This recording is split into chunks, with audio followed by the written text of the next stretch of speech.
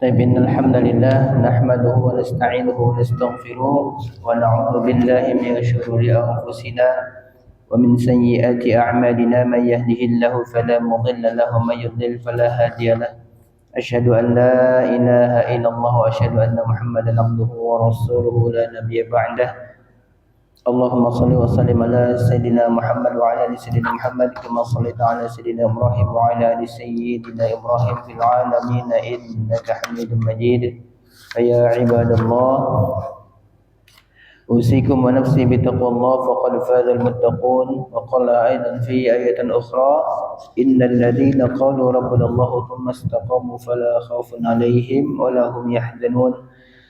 Sadaqallahul azim wa sadaqallahu rasulullahil karim. Alhamdulillah, puji syukur kehadirat Allah Subhanahu wa taala yang senantiasa memberikan kebaikan, rahmat berupa nikmat iman, nikmat Islam, nikmat bisa bermuajahah dan bermuajalasa di majelis ilmu yang rutinan setiap Ahad malam Senin kita lazimkan, yaitu untuk pekan yang pertama ini Kitab Ar-Rasul Al-Muallim Asalibuhu fi Ta'lim. Ini karangan Imam Abdul Fattah Abu Ghuddah, Syekh Abdul Fattah Abu Ghuddah, yang beliau ini adalah muhaddits yang luar biasa ya, yang menghimpun bagaimana tata cara pengajaran Rasulullah, meneladani metode dan karakteristik Nabi SAW dalam mengajar. Yang dalam hari ini insyaallah kita akan coba menelaah terkait dengan dorongan Rasulullah SAW untuk menghapuskan kebodohan dan peringatan dari lemah semangat dalam mengajar dan belajar. Nah, maka kalau kita kaji ulang gitu ya, Rasulullah SAW ini, beliau ini adalah seorang perintis murni, jadi bukan pewaris. Beliau adalah seorang perintis murni, merintis dalam hal dakwah dalam kaitannya dalam hal ini. Dan beliau sebagai seorang guru juga punya keutamaan-keutamaan dan karakteristik yang bisa kita tiru dan tidak bisa kita tiru. Yang bisa kita tiru adalah akhlak beliau, bagaimana cara beliau menjawab, bagaimana cara beliau kemudian menyesuaikan jawaban dengan orang yang bertanya. Jadi jawabannya tidak sama antara satu orang dengan orang yang lain, walaupun pertanyaannya sama. Ya, makanya Rasulullah SAW itu sangat memahami karakteristik dari para muridnya. Dalam hal ini adalah sahabat-sahabat baiknya. Yang kemudian muncul dari para sahabat itu kualitas-kualitas yang juga setara dengan Rasulullah dalam hal pengajaran. Sehingga sahabat itu selalu berkata qala Rasulullah, qala Rasulullah, qala Rasulullah. Itu yang dikatakan apa yang katakan gurunya. Guru saya berkata, kurang lebih kayak begitu. Makanya kalau sekarang itu lebih banyak orang-orang yang mengajar, mestinya mereka mengucapkan qala masyayikhuna, berkata guru saya. Oh, guru saya dulu begini menjalankannya. Oh, dulu guru saya begini cara mengajarkannya. Maka ini yang mestinya harus kita perbanyak, ya. Maka Rasulullah SAW sebagai seorang pengajar itu beliau punya pribadi yang sempurna, masya Allah. Mulai dari tutur kata, perkataan, perbuatan sampai dengan cara mengajar. Metode beliau itu luar biasa. Pertama misalkan beliau kalau memahamkan itu, kalau melihat muridnya kelihatannya itu agak-agak mengernyitkan dahi gitu ya, kelihatan kan pusing ya, ketika dijelasin pusing nih, beliau tahu, maka beliau akan mengulang sampai 3 kali batasnya. Ya, beliau akan mengulang sampai 3 kali. Kemudian juga ada yang tidak bisa kita teladani dari beliau ini. Apa? Jawami'il kalim. Jawami'il kalim ini itu hanya kekhususan yang terdapat pada Rasulullah SAW. Apa itu? Itu adalah menyederhanakan satu kalimat yang dengan kalimat itu mencakup makna yang sangat luas. Contoh misalkan Rasulullah menyatakan ad-dinu nasihah, agama ini adalah nasihat. Atau Rasulullah bilang juga dalam sebagian hadisnya innamal a'malu binniyat, segala amal itu tergantung niatnya. Dan niat itu tidak akan sempurna kecuali dengan keikhlasan, dan keikhlasan itu sangat rentan sekali hilang. Maka amal itu ada kemungkinan bisa terhapus. Ya, makanya dalam hal ini Rasulullah SAW itu selalu punya yang namanya hadis-hadis pendek yang kalau kita baca dan kaji ulang ternyata ini luar biasa maknanya dalam.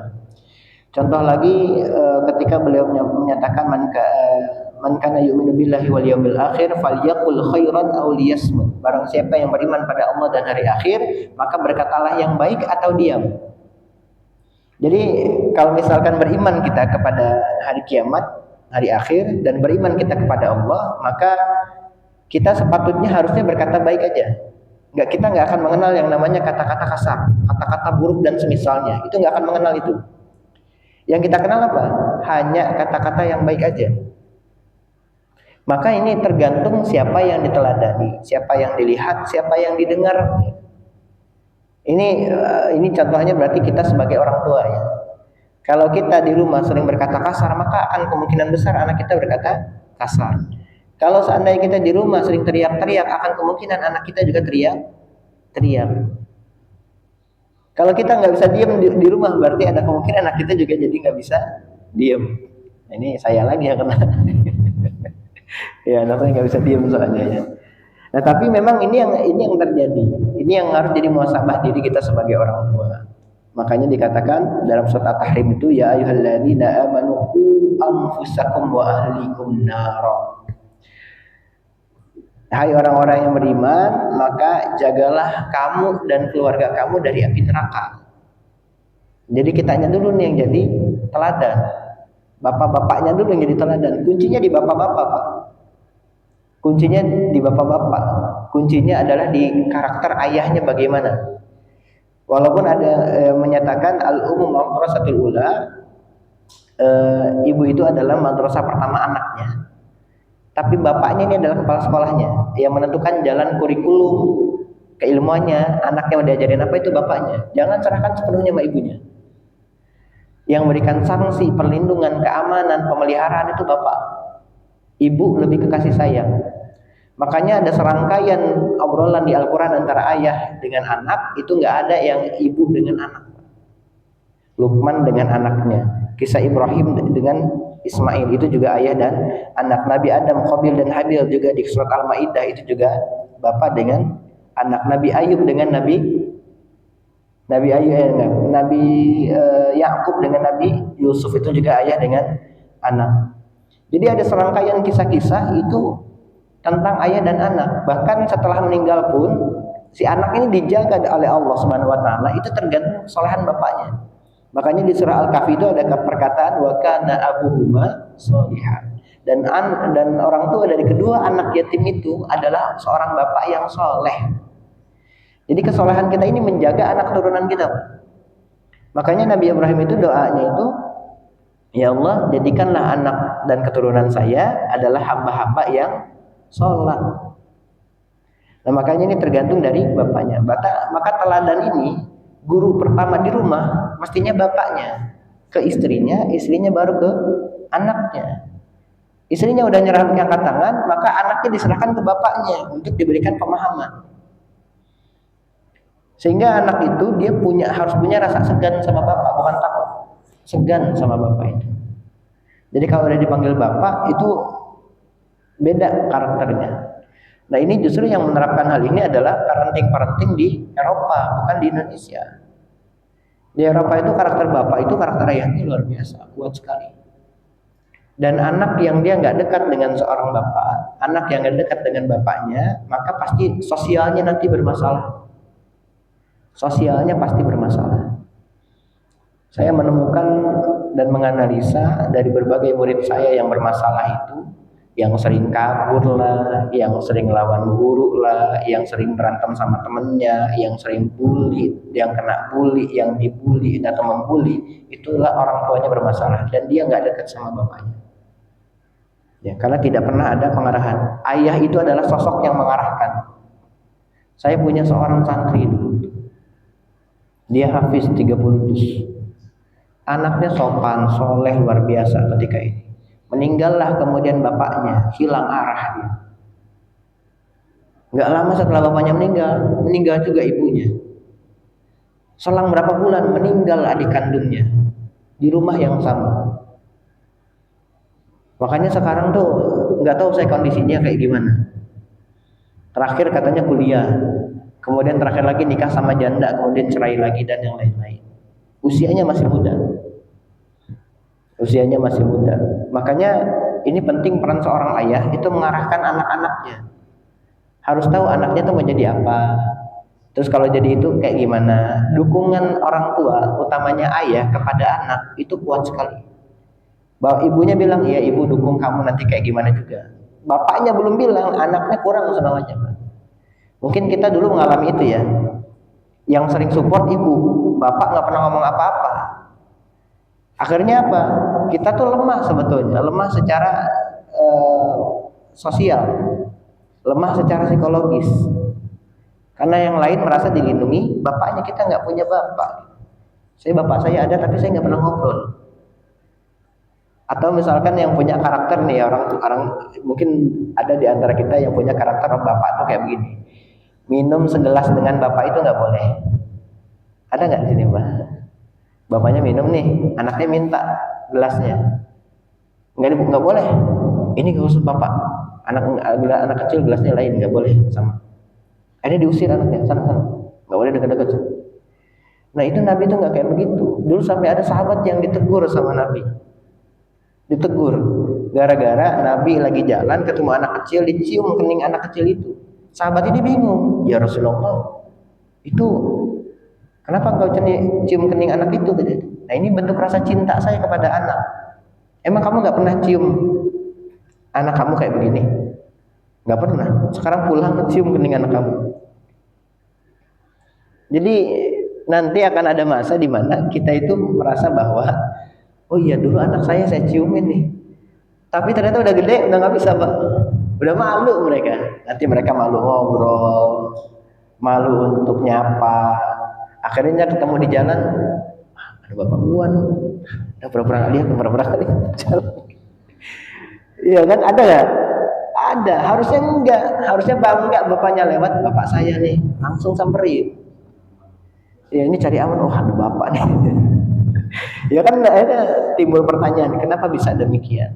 Nah makanya Rasulullah itu ingin menghapuskan itu. Rasulullah ingin kemudian mengajarkan dengan cara-cara yang beradab. Maka di sini beliau ingin menghapuskan kebodohan-kebodohan ini, kebodohan terhadap ilmu yang kemudian dengan ilmu itu orang-orang itu menjadi lebih rusak. Orang yang dia teredukasi dengan yang tidak teredukasi, atau orang yang berpendidikan, atau orang yang dia diajarin ilmu dengan yang tidak, itu lebih merusak yang tidak diajarin ilmu. Contoh misalkan, dia karena nggak tahu bahwa mencuri itu dosa, akhirnya dia mencuri, uangnya banyak, tapi hidupnya nggak tenang, selalu merasa diawasi, takut dilaporin polisi, takut difoto, hidupnya nggak tenang, sosialnya nggak tenang, sosialnya tidak tenang. Nah makanya kalau dia diedukasi bahwa mencuri itu adalah hal yang salah, perbuatan yang bisa mendatangkan dosa, maka dia nggak akan mencuri mestinya. Makanya Rasulullah itu ketat dalam hal mencuri. Kalau seandainya Zainab binti Muhammad, Fatimah binti Muhammad itu mencuri, maka aku sendiri yang akan memotong tangannya, kata Rasulullah SAW. Jadi kalau anak kita berbuat salah, itu jangan dilindungi, Pak. Harus kita sampaikan anak kita memang salah, ya minta maaf, kemudian sampaikan nggak akan mengulangi lagi. Didiklah anak kita sebelum orang lain mendidik mereka. Paham maksudnya, Bang? Kita nggak ngedidik anak kita di rumah, akhirnya anak kita mencuri, dipukulin sama orang segala macam di tengah jalan. Itu gara-gara apa? Gara-gara kita tidak mengajarkannya di rumah. Maka pendidikan pertama yang harus kita ajarkan adalah pendidikan pada saat di rumah. Ini penting. Bahkan Nabi Ibrahim saja, itu walaupun Nabi Ibrahim itu salah satu nabi yang dia jarak jauh, LDRan sama anaknya. Ketika anaknya sudah menikah, setelah sekian tahun baru tengokin lagi kondisi anaknya. Tapi Nabi Ibrahim udah percaya ke anaknya ini, dia nggak akan macam-macam. Kenapa? Karena dari kecil itu sudah dengan Nabi Ibrahim. Wa idh yarfa'u Ibrahim al-qawa'ida wa Ismail. Surah Al-Baqarah ayat 125 itu. Jadi Nabi Ibrahim dengan Nabi Ismail, bahkan Nabi Ismail itu bantu bapaknya, bantu kerjaan bapaknya. Nabi Ismail bantu kerjaan bapaknya yang sedang kemudian meninggikan Ka'bah atau lagi beres-beres Ka'bah. Kalau sekarang tuh mungkin lagi nyapu lah ya, lagi nyapu masjid apa segala macam. Anaknya lihat, Pak boleh nggak saya bantu? Bantu boleh, sini bantu. Jadi anaknya yang nawarin diri, bukan bapaknya yang nyuruh anaknya. Kenapa bisa demikian? Berarti karakter Nabi Ibrahim kepada anaknya ini luar biasa akhlaknya, jaga adab itu. Ada lagi yang bilang, ya pantas aja Ustaz, Nabi Ibrahim itu punya Nabi Ismail itu harus tunggu 80 tahun. Makanya sayang banget. Ya ada pasti ada yang bilang gitu. Akan selalu ada alasan, mencari alasan supaya itu tuh salah. Ah enggak, beda lagi. Akhirnya kalau ditanya ada nggak Nabi yang dia nggak punya bapak? Ada, Nabi Isa nggak punya bapak. Tapi Allah sendiri yang pelihara langsung. Nabi Muhammad ditinggal bapak, tapi dipelihara sama yang lain. Sehingga kalau ada anak kecil yang dia ditinggal bapaknya sedari kecil, dia nggak pernah lihat bapaknya sama sekali, berarti dia yang mengurus adalah Allah Subhanahu wa Ta'ala. Nggak mungkin Allah nggak ngurus, kurang lebih kayak begitu, ya. Maka Al-Hafiz Al-Mundhiri dalam At-Targhib wa At-Targhib wa At-Tarhib dalam kitab Al-Ilm bab At-Tarhib min Katmil Ilm, ya. At-Targhib wa At-Tarhib itu kitab yang menjelaskan antara peringatan sama kebalikan dari peringatan apa ya? Peringatan, tarhib itu peringatan ya. Sama at-targhib, targhib itu rogoba, kesenangan. Jadi yang senang-senang itu bisa jadi ada kebalikannya. Dalam kitab Al-Ilm bab At-Tarhib min Katmil Ilm. Ini peringatan dari Katmil Ilm itu menyembunyikan ilmu. Serta Al-Haythami dalam Majma' Al-Zawaid kitab Al-Ilm juga bab ta'lim man la ya'lam menyebutkan hadis mulia seperti ini. Ya. Dari Alqamah bin Sa'ad bin Abdurrahman bin Abza dari ayahnya, dari kakeknya Abdurrahman bin Abza radhiyallahu anhu, dia berkata, khataba Rasulullah sallallahu alaihi wasallam. Satu kali Rasulullah berkhutbah. Data yaumin, di satu hari, fahamidallah, maka kemudian Rasulullah memuji Allah, wa athna alaih, dan menyanjung Allah. Summa dzakara, kemudian beliau menyebutkan tawaifa minal muslimin fa athna alaihi khairan. Itu sebagian dari kaum muslimin, kemudian beliau menyanjung mereka dengan kebaikan-kebaikan yang ada pada kelompok ini. Jadi Rasulullah kemudian summa dzakara, Rasulullah kemudian menyebutkan dzakara tawaifi minal muslimin, ya, yaitu sebagian kelompok kaum muslimin, fa athna alaihi khairan. Maka kemudian Rasulullah menyanjung kaum muslimin ini dengan kebaikan-kebaikan yang ada pada mereka. Summa qala, kemudian Rasulullah bersabda, ma balu aqwamin la yufaqihuna jiranahum. Ma balu aqwamin, ini tuh kayak ma balu itu kayak sindiran. Ini pertanyaan sebetulnya, pertanyaan tapi berupa sindiran. Setelah jelasin ada kelompok tertentu, ini kebaikannya serangkaian gini, terus Rasulullah nyinggung ma balu aqwamin la yufaqihuna jiranahum. Maka beliau bersabda, bagaimana sih keadaan satu kaum yang dia tidak memahamkan kepada tetangga mereka. Jirahum itu tetangga. Makanya ada sebagian hadis Nabi juga yang menyebutkan kita tuh harus memuliakan tetangga kalau nggak memuliakan tamu. Ya. Jadi memuliakan tetangga atau memuliakan fal yukrim dhaifahu, tamu, atau fal yukrim jarahu, itu memuliakan tetangga. Jadi ini disindir Rasulullah, bagaimana sih keadaan orang kaum nih yang dia nggak memahamkan kepada tetangganya. Kemudian lanjut lagi, wa ma bal aqwamin la yata'allamuna, dan mereka juga kaum itu dia nggak ngajarin ke tetangganya ini. Min jiranihim, ya, wala yatafaqqahuna, dan kemudian nggak membuat si tetangga ini paham. Jadi nggak ngasih tahu, nggak memahamkan kepada tetangganya. Wala yafaqamuna, kemudian dia nggak mengingatkan mereka. Kemudian wallahi la yu'alliman la yata'allamuna min jiranihim wa la yatafaqahuna wa la yafattanuna. Jadi dikatakan di sini Rasulullah itu ma balu aqwamin la yufaqihuna jiranahum wa la yu'allimunahum wa la yufaddilunahum wa la ya'murunahum wa la yanhaunahum. Ini bertahap ya. Ini tahapan ya, tahapan memahamkan orang lain. Jadi beliau bilang gimana sih keadaannya? Bagaimana keadaan kelompok tadi yang dia sebetulnya paham agama, dia tahu ilmu agama, tapi kemudian dia tidak mencoba untuk yufaqihuna jiranahum, tidak membuat tetangganya faham ya terhadap ilmu agama yang dia tahu. Wala yu'allimunahum, dan juga enggak ngajarin mereka. Wala yufattinunahum, dan juga enggak nasihatin mereka. Wala ya'murunahum, dan juga enggak memerintahkan mereka. Wala yanhaunahum, dan juga enggak melarang mereka melakukan itu gitu. Jadi tadi apa? Tidak ngasih tahu, tidak ngajarin, tidak memerintahkan, dan juga enggak ngelarang. Ini tahapan sebetulnya. Tahapan ngasih tahu orang. Kita nggak bisa langsung melarang orang itu melakukan itu sebelum dia kita kasih tahu, kita pahamkan, kita arahkan atau kita perintahkan, baru boleh kita larang. Ya, jadi nggak boleh kita sembarangan melarang orang. Nggak boleh sembarangan melarang orang. Harus ada aturan yang jelas dulu. Aturannya dibuat dulu, dipahamkan dulu, setelah dipahamkan disosialisasikan dulu, baru boleh melarang.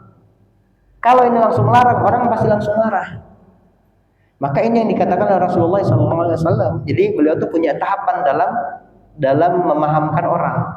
Sampai memahamkan ini, kalau dia udah paham ini berarti yang kamu nggak boleh melakukan ini ya. Ya, mencuri itu dosa, maka kamu nggak boleh melakukan pencurian ya. Pencurian itu begini perinciannya. Kamu dilarang begini.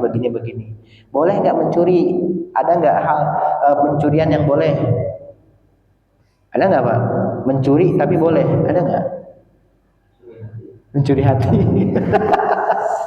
Mencuri hati. Hatinya siapa yang dicuri ini? Ya. Bukan ya. Nih, jadi dalam hal ini kemarin kan saya sempat bilang ya, setiap yang umum itu pasti ada khususnya. Setiap yang umum pasti ada khususnya. Contoh misalkan kita bilang ke istri kita, kemudian istri kita bilang ke kita, pokoknya apa yang kamu suruh saya akan lakukan, kata istri kita. Kemudian kita minta, ya udah sayang kamu tolong manjat genteng ya. Kecuali itu. Katanya tadi semuanya, kecuali itu. Nah, jadi ada pengkhususan yang umum. Maka dalam hal ini pun sama sebetulnya ya. Dalam hal ini juga sama. Kemudian wallahu la yu'allimanna qauman jiranahum ya. Nah, ini panjang nih hadisnya ya. Jadi begini.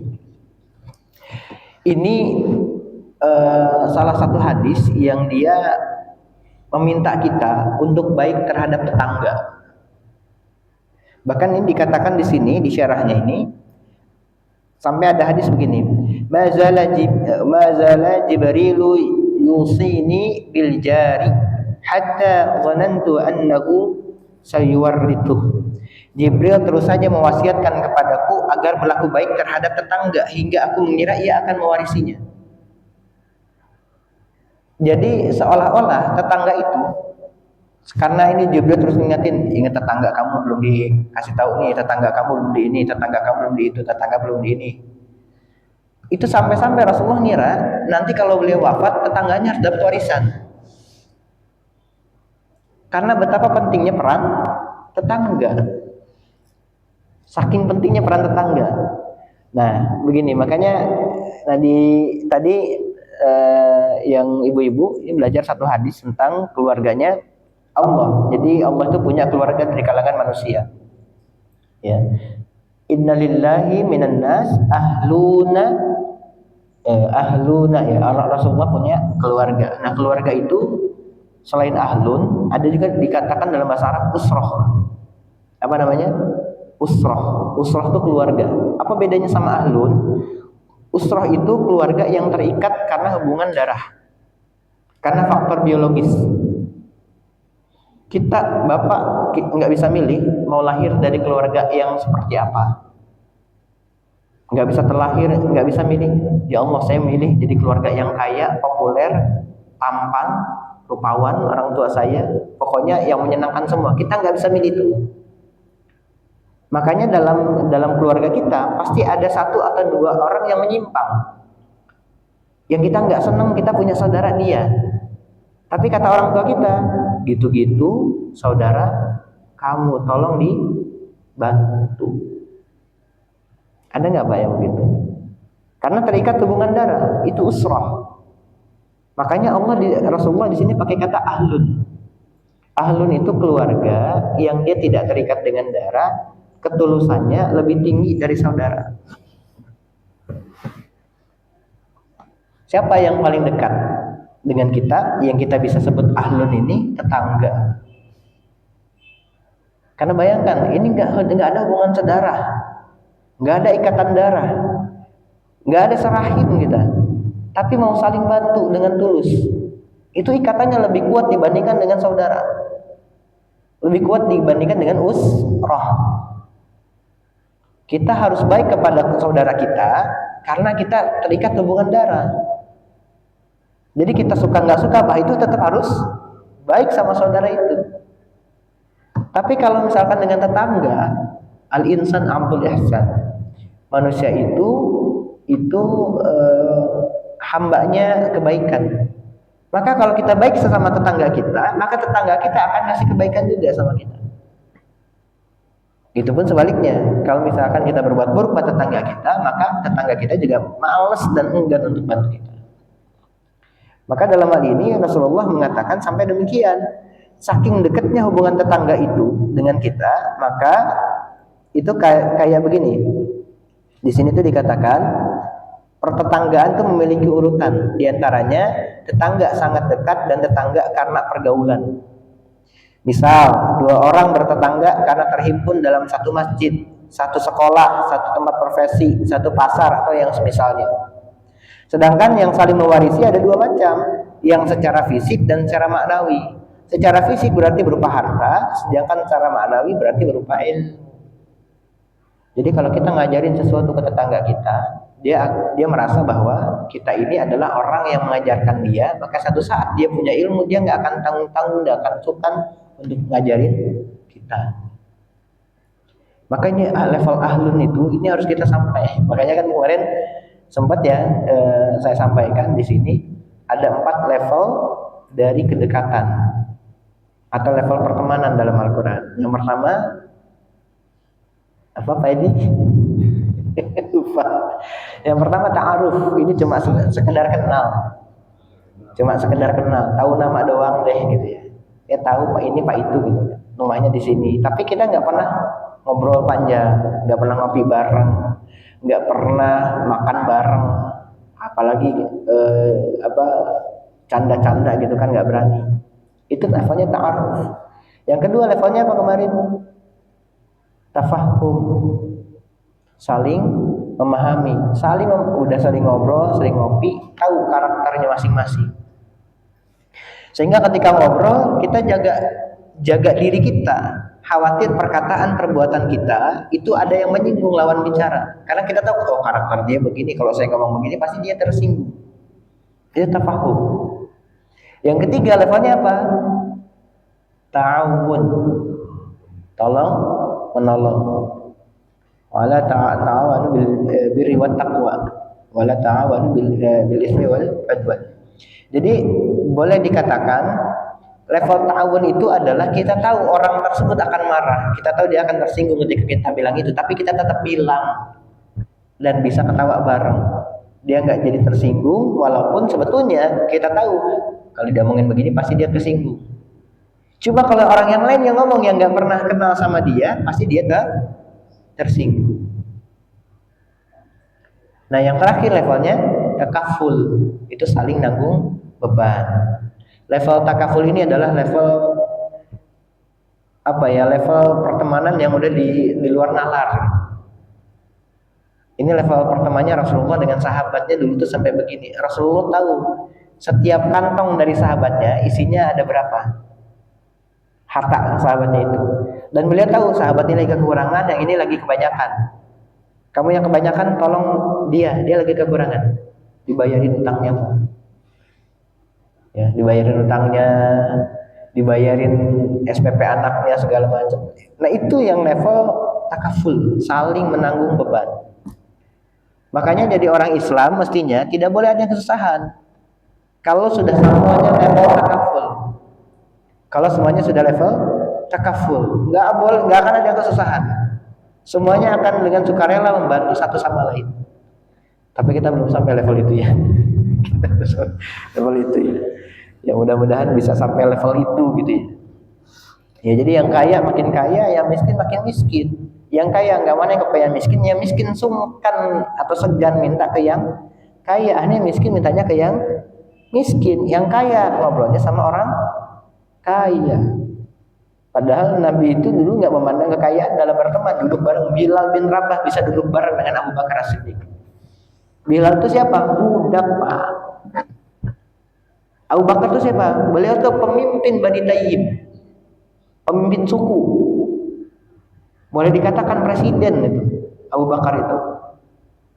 Itu satu tempat duduk dengan Bilal bin Rabah yang hanya sekedar budak. Nah, Islam itu gak memandang status suku dan yang lain-lain itu. Makanya begitu masuk Islam, sejajar Abu Bakar sama Bilal bin Rabah. Itu yang gak disukai sama orang-orang jahiliyah. Ya, itu gak disukai. Nah, ini penting ya kita menyampaikan, berarti sampai-sampai tetangga itu bisa lebih kuat kebermanfaatannya, lebih kuat rasa persaudaraannya, ketulusannya dibandingkan saudara sendiri. Makanya kadang-kadang kita bermuamalah sama saudara dengan sama tetangga, kita lebih nyaman bermuamalah dengan tetangga atau dengan teman yang lain yang nggak punya ikatan darah dibandingkan dengan saudara yang punya ikatan darah. Karena pasti lain orang yang sering ketemu dengan yang tidak sering ketemu. Walaupun satu ikatan darah, tapi ketemunya setahun sekali. Bagaimana ini bisa nyambung? Gak mungkin satu frekuensi, gak mungkin itu ya, tidak mungkin. Ya kemudian, bagaimana keadaan beberapa kaum yang tidak belajar dari tetangga mereka, tidak mempelajari ilmu dan tidak pula memahami sedikit demi sedikit. Jadi ini bukan kewajiban yang tahu ilmunya aja, tapi yang dia nggak tahu ilmunya juga dia harus mencari. Saya sadar nih saya kurang ilmu nih. Ke siapa ya gitu? Wah, tetangga saya ini ada yang ini. Tetangga itu berarti satu puri inilah. Kita bisa bilang kita kan bertetangga nih satu puri. Satu puri asli dua. Maka ini kita harus nyari nih siapa yang bisa ngejawab permasalahan saya. Contoh saya rusak nih AC saya, siapa nih yang bisa membenerin ini? Saya nggak bisa. Ada Pak Supriyono. Ada Pak Hadi. Ya kan? Itu maksudnya. Akhirnya mencari yang tahu. Karena tidak semua dari kita itu tahu. Ataupun misalkan saya bisa betulin sendiri, tapi saya punya uang ingin berbagi, bisa aja saya benerin sendiri, gitu kan? Saya bersihin sendiri. Tapi kalau kayak begitu, nanti sosial saya nggak dapat. Ini uang saya mungkin juga ada rezeki dari orang lain. Ya kemarin kita jelaskan ke yang ibu-ibu itu konsep rezeki, Pak. Qadar, nasib sama rezeki. Ada qadar, ada rezeki, ada nasib, Pak. Nah, ini tuh adalah 3 konsep yang ada di Al-Qur'an. Ada qadar, makanya kan disebutnya qadar ya. Ada qadar, kemudian ada ini belum dikunci. Nah, jadi ada qadar, ada qadar, ada nasib, ada rezeki. Kalau diibaratkan gini, kita mau ngundang atau kita diundang lah ya, kita diundang sama seorang gubernur untuk makan di rumahnya, disediakan 50 porsi. Berarti kadarnya adalah untuk 50 orang. Nah, kemudian Ini 50 orang ini hanya untuk 50 orang pertama. Selebihnya yang datangnya mungkin lebih dari 50 orang ya, tapi selebihnya itu nggak dapat kecuali dia datang pertama 50 pertama. Maka ini nasibnya ada yang tidak dapat, yang tidak dapat namanya nasib. Itu udah nasib dia, ada yang dapat, ada yang tidak. Kalau yang tidak berarti sudah bukan rezeki. Ini bukan rezeki kan? Bukan rezeki saya gitu. Buat yang datang dapat, ini juga bisa dua. Bisa iya, bisa tidak. Bisa iya, bisa tidak. Begitu kemudian dia makan, ini kan satu porsi semuanya sama dibikinnya, kadarnya sama. Mulai nasinya, lauknya, minumannya, semuanya sama kadarnya. Tapi ketika makan, ada yang makan sampai habis, kemudian belum kenyang. Ada dia makan baru setengah sudah kenyang. Ada yang minum itu sudah kenyang. Ada juga yang begitu memakan meninggal, Pak.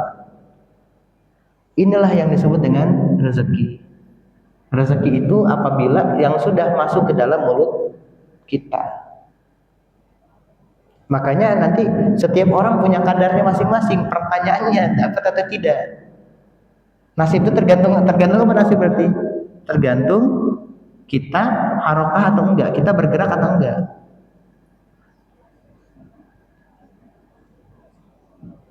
Tergantung kita bergerak atau tidak. Kalau kita gerak, dapat nggak tadi nih?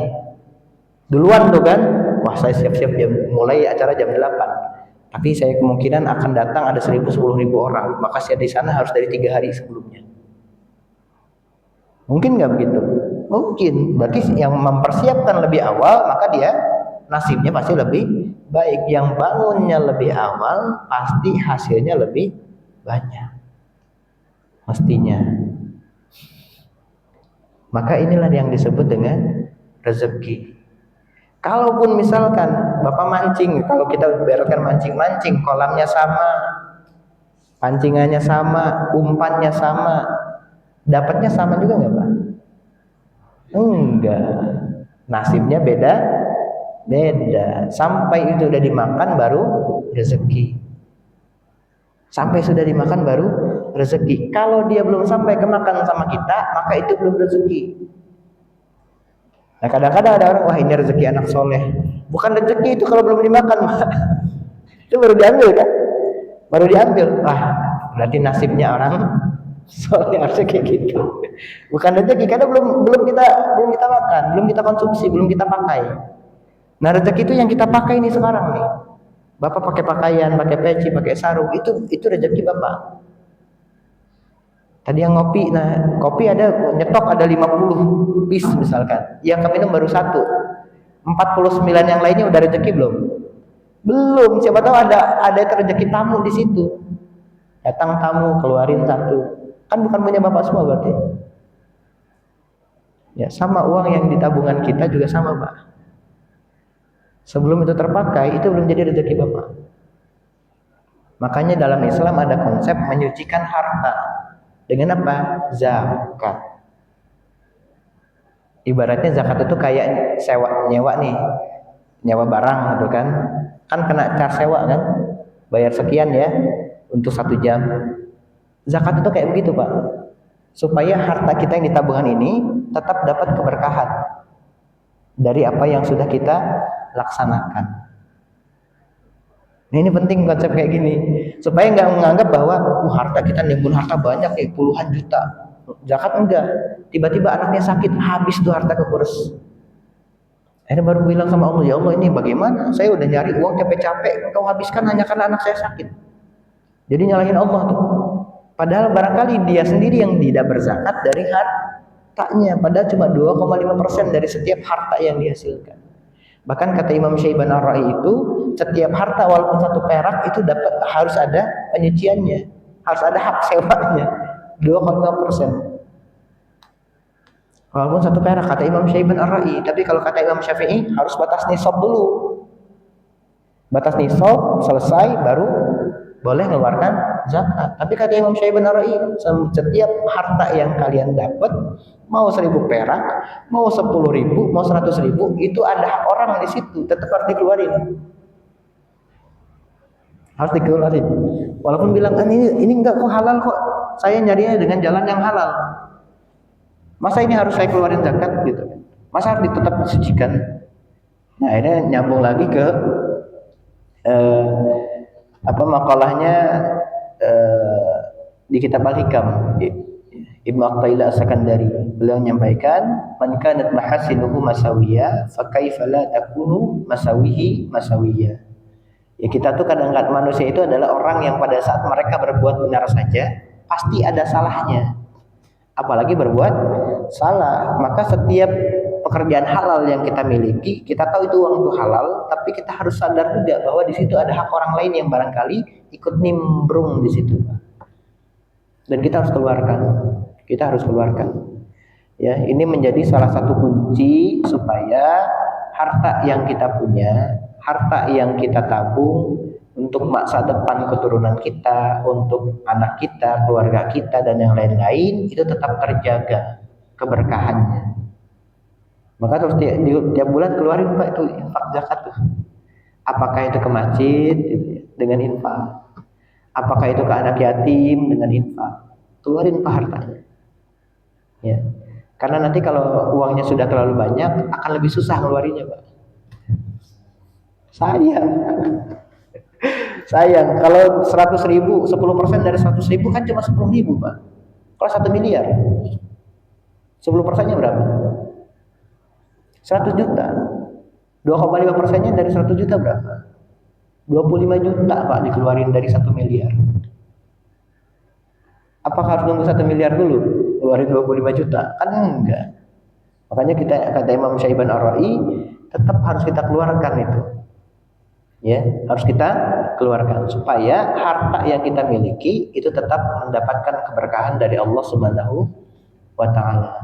Ini konsep-konsep ini memang agak jelimet, tapi kalau misalkan kita pahami betul-betul, maka kita akan terhindar dari hal-hal yang bisa membuat kita itu jadi takabur, jadi ujub, jadi sombong, jadi riya, pamer, dan yang lain-lain. Yakin Pak, harta sebanyak apapun Bapak cari itu pasti habis. Pertanyaannya, nanti yang ditanya itu kan, hartanya dapat dengan cara apa? Hartanya habis kemana? Enggak ditanya berapa jumlah harta terakhir yang kamu punya. Enggak. Yang ditanya itu hartanya dapat dari mana, kemudian hartanya habis untuk apa? Udah itu doang. Enggak ditanya berapa jumlah harta terakhir, enggak ada itu. Enggak ada.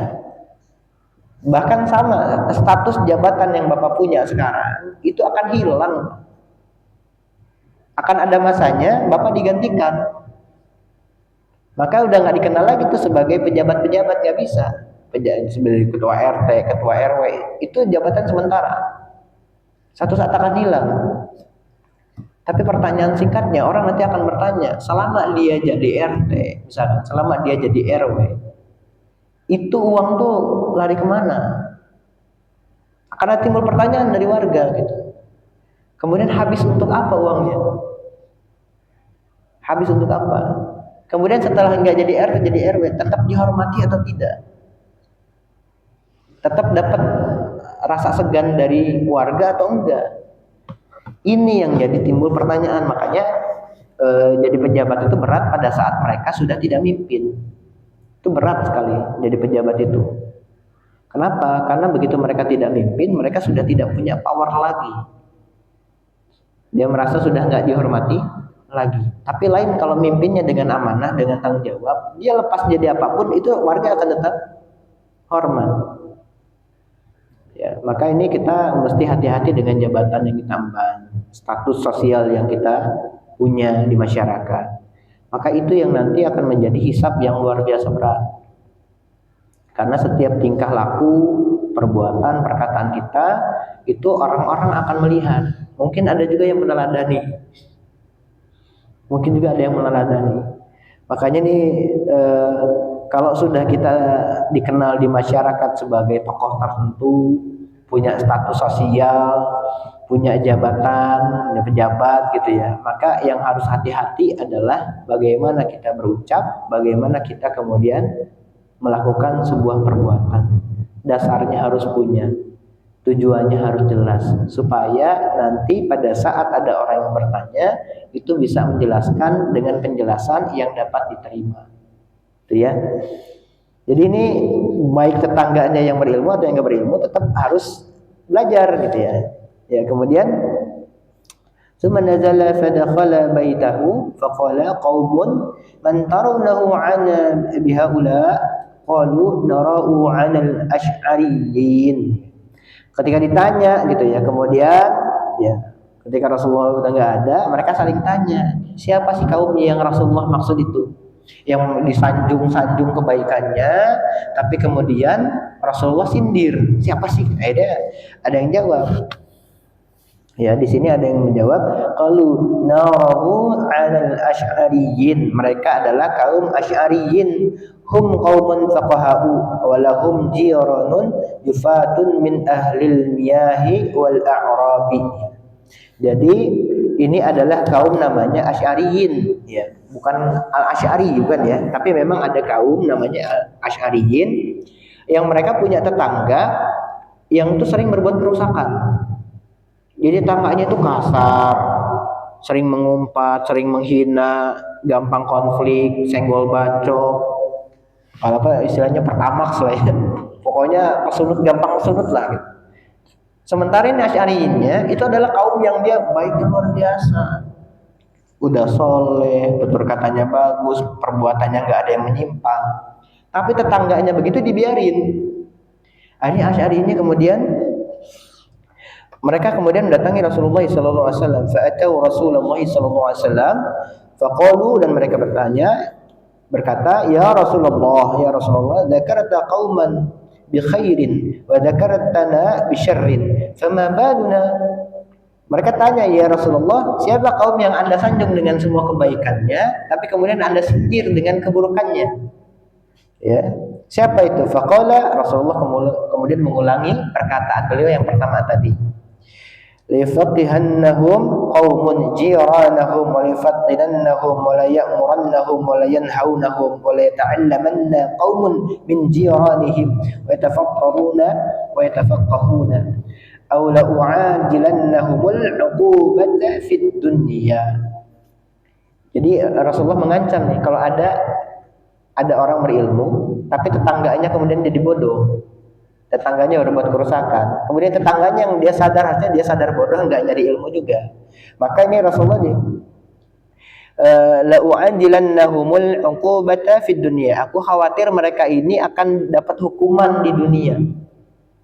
Aku khawatir mereka akan dapat hukuman di dunia, disegerakan hukumannya di dunia. Bayang nggak? Makanya saya itu punya tanggung jawab keilmuan. Ketika saya ngajar tahsin Quran, itu saya punya tanggung jawab keilmuan. Maka ketika saya sudah menggugurkan kewajiban saya untuk mengajarkan, maka tinggal orang-orang yang belum paham dan belum tahu itu harus nyari gitu maksudnya. Ya, ini bukan kata saya, tapi kata Rasulullah SAW. Sampai Rasulullah itu khawatir azab dunia itu akan disegerakan. Uqubatul itu adalah sanksi, balasan. Khawatir mereka, karena ada hadis talabul ilmi fardhatun ala kulli muslimin. Mencari ilmu itu wajib bagi setiap muslim. Jadi kalau orang-orang yang nggak tahu itu diem aja, nggak nyamperin kepada orang yang berilmunya, mereka punya dasar untuk dapat hukuman. Mereka punya dasar untuk dapat hukuman. Makanya orang yang berilmunya sudah ngasih wadah, sudah ngasih waktu, tapi kemudian nggak disambut. Nah ini yang nggak nyambutnya ini khawatir Rasulullah itu dapat balasan langsung di dunia. Makanya disebutkan di sini, la wa'ajilannahumul 'uqubata fid dunya. Sementara hukuman bagi orang yang berilmu, kata Hasan Al-Basri apa kemarin? Imam Hasan Al-Basri kemudian berkata, ya, jadi uqubatul alimi mautul qalbi. Hukuman bagi orang-orang yang berilmu itu adalah matinya hati. Faqila lahu, kemudian mereka bertanya kepada Imam Hasan al-Basri, ma mautul qalbi, apa itu kemudian matinya hati? Berkata Imam Hasan al-Basri, talabud dunya bi'amalil akhirah. Maka akan ada orang-orang, ustadz-ustadz ya, atau guru-guru, syekh-syekh yang dia punya ilmu tapi kemudian menuntut bayaran dengan ilmu itu. Berkedok paham agama. Berkedok paham agama, la haula wala quwata illa billah. Itu akan dihukum, hatinya mati itu. Jadi akhirnya apa? Tujuan dia nyebarkan ilmunya itu bukan karena Allah lagi, tapi karena uang yang akan didapat. Itu yang makanya saya agak hati-hati pada saat mengajarkan Al-Quran, karena di situ ya ada potensi khawatir saya berharap terhadap uang yang nggak seberapa itu. Ya, sementara sekarang di zaman sekarang ada ustadz-ustadz yang dibayarnya harus berapa? Ya sampai puluhan juta, belasan juta, ratusan ribu gitu ya. Akhirnya ketika mereka ketemu yang dibahas apa? Dapat amplop berapa di sana? Oh saya ya udah tolong masukin saya ke sana. Jadi pekerjaan. Jadi pekerjaan. Makanya agak repot ini kalau sudah seperti itu, maka hatinya mati kata Imam Hasan al-Basri. Ya. Nah ini kemudian anjurannya ya ketika ditanya begitu dijawab sama Rasulullah, kok malah diulang lagi nih bunyi hadisnya. Rasulullah nggak jawab yang lain, ditanya sampai 3 kali sama kaum Asy'ariyin itu. Ditanya sampai 3 kali, Rasulullah jawabnya sama, jawaban yang sama. Terus apa kata mereka? Ya udah Rasulullah, berikan kami waktu 1 tahun untuk merubah mereka. Maka ada tenggat waktu yang harus dicapai. Berikan kami waktu 1 tahun. Maka setelah 1 tahun berlalu, ya Rasulullah kemudian membaca ayat. Nah ini ayat ayat surah Al-Maidah ayat 77 sampai 78. Rasulullah ayat 78 sampai 79 yang mengatakan, yang artinya tuh dia di situ ya. Telah dilaknati orang-orang kafir dari Bani Israel dengan lisan Daud dan Isa putra Maryam. Yang demikian itu disebabkan mereka durhaka dan selalu melampaui batas. Mereka satu sama lain selalu tidak melarang tindakan mungkar yang mereka perbuat. Sesungguhnya amat buruklah apa yang selalu mereka perbuat itu. Ya, jadi ini di akhir itu kemudian Rasulullah SAW membacakan lu'inal ladzina kafaru min bani Israil ala lisani Dawud wa Isa bin Maryam dzalika bima asaw wa kanu ya'tadun kanu la yatanahawna 'an munkarin fa'aluhu labi'sa ma kanu yaf'alun. Jadi mereka tuh tahu nih, sini wah ini tetangga saya perampok, yang sini kanan pengedar narkoba. Diem aja mereka itu, nggak bilang kamu tuh salah melakukan itu, kamu salah melakukan ini, itu nggak bilang begitu. Maka ini sudah disebutkan oleh Rasulullah SAW, sungguhnya amat buruklah apa yang selalu mereka perbuat itu. Ya, fa'aluhu labi'sa ma kanu yaf'alun. Apa? Jadi tolong kalau ada tetangganya yang agak menyimpang, yang sudah mulai, ini kewajiban kita adalah menyampaikan edukasi. Gak boleh Pak seperti itu, nanti dampaknya begini, begini dan begini. Ini juga mengisyaratkan dari Rasulullah SAW bahwa kita mesti komunikasi dengan tetangga. Kecuali kalau tetangganya memang enggan berkomunikasi. Kan ada yang tetangga introvert ya. Yang introvert itu lebih senang ditanya apa nggak ditanya? Yang introvert nih, yang pendiam, lebih senang ditanya nggak ditanya? Nggak ditanya, mendingan nggak usah ditanya Pak. Artinya itu bagian dari menyenangkan dia. Itu bagian dari menyenangkan dia. Makanya kalau kata Gus Baha itu, karakter orang kota dengan orang kampung itu beda. Kalau di kampung kita lewat, ada makan-makan di halamannya, "Oh Pak mampir," disuruh mampir kan? Kadang ada yang beneran mampir itu, cuma sekedar ngambil 1 suapan nasi kemudian jalan lagi. Saya nyaksikan itu Pak di sini. Di kampung mertua saya kayak begitu. Mertua saya lagi makan nih bareng di halaman. Ada tetangganya lewat, makan dulu sini.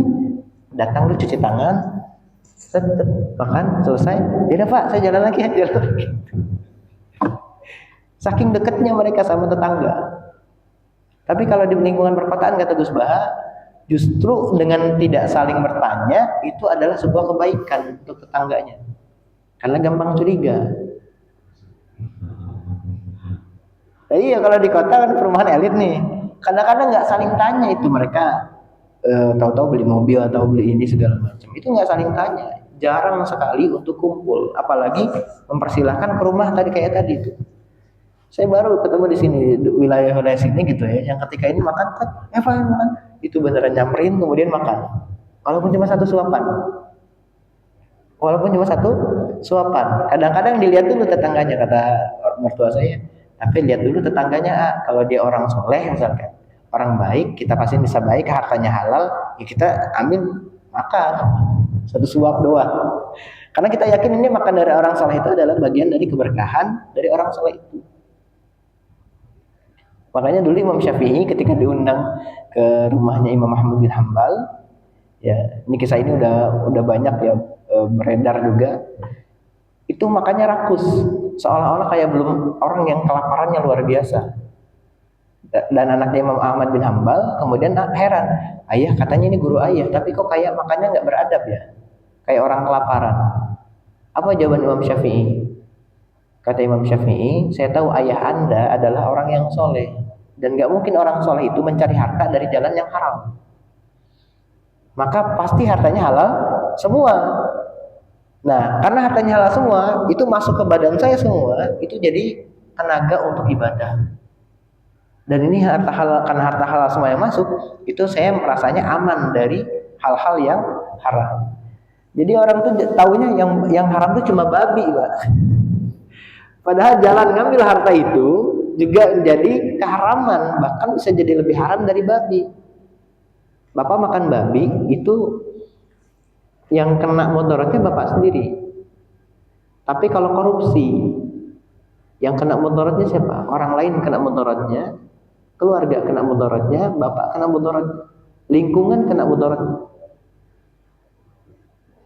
mudaratnya.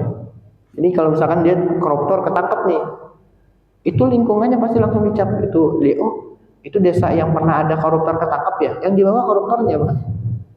Satu lingkungan yang kena, walaupun satu lingkungan itu nggak ada yang kayak begitu. Nah makanya kan kadang-kadang orang tuh ngecap dari yang sedikit untuk yang banyak ketika itu negatif. Contoh misalkan kalau dulu sekolah ya, ini di sekolah ya, karena relate sama saya. Di satu angkatan tuh ada anak bermasalah, padahal yang nakal dia doang, tapi yang dicapnya semuanya satu angkatan. Bapak sama juga di sini di Puri Asri 2. Tiba-tiba, wah ini ada yang dagang narkoba di sini. Ini akhirnya terkenalnya tempat yang pernah ada perdagangan narkoba. Dan orang jadi hati-hati kan, jangan lewat situ. Udah gitu mukanya serem-serem, misalkan Pak Edi lewat, mukanya lagi garang. Wah beneran ya, jangan-jangan benar narkobanya ini. Nah hal-hal demikian itu sering terjadi. Makanya untuk menghindari itu, upayakan kita ya menjaga nama baik diri kita, keluarga kita, lingkungan, ya mulai dari diri kita sendiri. Maka di sini ada 4 poin ya terkait dengan hadis ini. Yang pertama adalah tanggung jawab keilmuan. Orang yang tahu punya tanggung jawab memberitahu. Orang yang dia nggak tahu maka punya tanggung jawab untuk mencari tahu. Keduanya punya tanggung jawab yang sama. Yang kedua, ini ada harmoni sosial. Harmoni sosial tuh saling terkait satu sama lain. Tetangga yang dia bodoh sendiri, yang maksudnya bodoh di sini bukan bodoh secara IQ ya, tapi dia tuh nggak paham apapun terkait agama, maka dia akan lebih merusak. Tadi ya, contohnya misalkan dia nggak tahu hukum mencuri itu dosa. Dia mencuri, mengambil barang orang tanpa izin segala macam. Maka kemudian itu jauh lebih merusak lingkungan. Orang jadi kena dampaknya. Ini tetangganya siapa sih? Oh tetangganya ini. Wah, padahal kan itu tetangganya soleh. Kenapa nggak bisa mengubah perilaku orang ini? Nah ini harusnya tugasnya apa? Tugas semuanya ya, tugas yang ada di sini. Jadi akan ada harmoni sosial yang akan kemudian terganggu pada saat ada tetangga atau orang-orang sekitar kita yang dia nggak tahu dan kita nggak ngasih tahu. Ya. Nah kemudian yang ketiga, dakwah itu bertahap, ngasih tahu orang itu ada edukasinya. Ya tadi untuk sampai melarang itu harus ada apa tadi? Ngasih tahu dulu, ngasih paham dulu, ya sosialisasi dulu, ya baru melarang. Jadi nggak, ini ada tahapannya. Sama ke anak kita juga gitu sebetulnya. Ya sebelum melarang anak kita jangan makan es nak. Nah itu sebelum jangannya itu kita edukasi dulu. Es itu terbuat dari apa sih? Kemudian bahayanya buat tenggorokan kita bagaimana kalau terlalu banyak? Penyakit apa nanti yang menyertai itu? Nah makanya kamu nggak boleh makan es. Nah itu harus biasakan begitu, ada tahapannya. Kalau langsung, ya, anak kita langsung bertanya, kenapa? Nggak boleh. Pamali, zaman paling muda Pamali udah katanya tuh. Kasihan Pamali disalahin dulu, ya. Ya harusnya itu adalah bagian dari kita. Ya, kita yang kemudian memberikan menyampaikan hal itu supaya nanti pada saat waktunya anak kita terbiasa untuk secara sistematis mengajarkan tuh ke orang kayak gitu juga. Ya kan kadang-kadang ada itu, nggak boleh begini. Kenapa saya nggak boleh begitu? Nah itu dasarnya harus ada tuh. Yang terakhir, setiap edukasi itu punya tenggat waktu untuk monitoring, untuk mengetahui hasilnya. Kayak tadi misalkan kita melarang anak kita untuk tidak makan es, jajan es krim segala macam. Itu kita kasih tenggat waktu, Pak. Nggak bisa langsung hari itu dia berubah. Tapi harus bertahap. Tak. Bisa jadi 6 bulan. Oke. Bilang ke istri, kita 6 bulan lagi baru kita tanya. Sekarang kita edukasi gini dulu tiap hari, gini terus. Setelah 6 bulan, tanya, masih mau makan es krim nggak? Enggak, kenapa? Karena es krim itu begini. Nanti bisa jawab sendiri, Pak. Dia yang akan bisa jawab sendiri. Nah itu adalah edukasi yang dia sempurna sesuai dengan ajarannya Rasulullah SAW. Makanya penting bagi kita mengetahui bagaimana cara Rasulullah, metode-metode Rasulullah untuk mengajarkan umatnya. Ya dari apa yang sudah dilakukan oleh Rasulullah SAW. Allah alam bisawab. Mudah-mudahan Allah Subhanahu wa taala meridhai, memberkahi semua yang kita lakukan dan khususnya dalam kebaikan, dan mudah-mudahan Allah Subhanahu wa taala memudahkan kita dalam menjadi teladan yang baik untuk anak dan keturunan kita.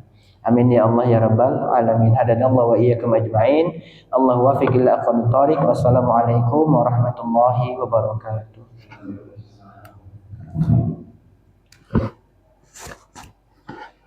Alhamdulillah. Al-insanu makhluk